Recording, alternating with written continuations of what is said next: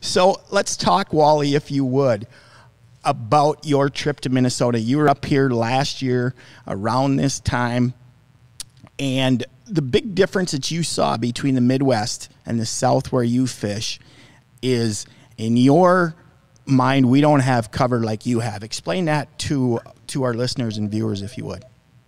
Well, when I came up there and you told me that you can't put brush in the lakes, you can't put any structure in the lakes, you can't make private brush piles or what. Well, they're not private. Anybody finds them, they're theirs. But, you know, it's the same deal. You're still fishing the structure like the grass. Or like we were fishing those grass lines, and we were fishing those structure, you know, like on points, on edges. And we catch the crappie the same way here, because on one lake that I have here locally at Lake Athens, it has eelgrass in it. Oh, okay.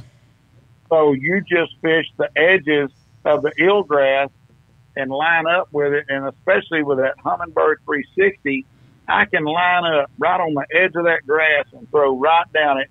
I can actually see the fish in it and just slowly reel, ticking that grass, just like we did on the lakes of Minnesota. We were ticking that grass and letting it fall into those holes.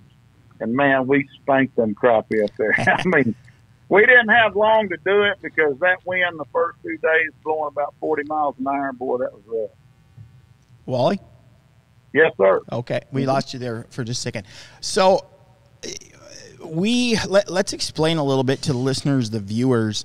So basically, we were out on those grass lines, those deep weed lines, as we call it. And one of the things that you said to me, and I heard you say it time and time again, is, Mike, you need to slow your roll. Talk about the retrieve. We were casting and retrieving shad poles, and then also we had some good success on the Slabalicious.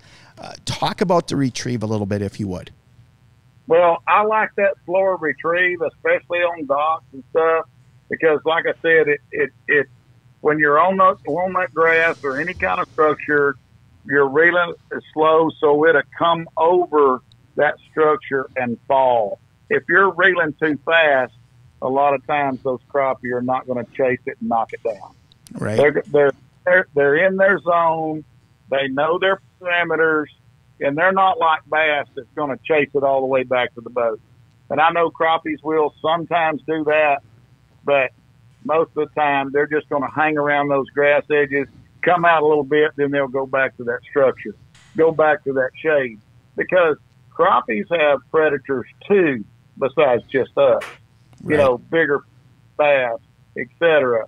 If anybody's seen the show with Greg Hackney catching the 10-pound bass on a crappie, I mean, come on. I mean, it was silly. You know? So, but anyway, you know, I loved my first trip to Minnesota. Well, second trip, but first time to fish the water when it wasn't hard, you know. Right. And I really loved it up there. I can't wait to get back to Minnesota and do another show. But, yeah, you've got an open door 24/7 to come down here to Texas, and we'll fish some standing timber, brush piles, shoot docks.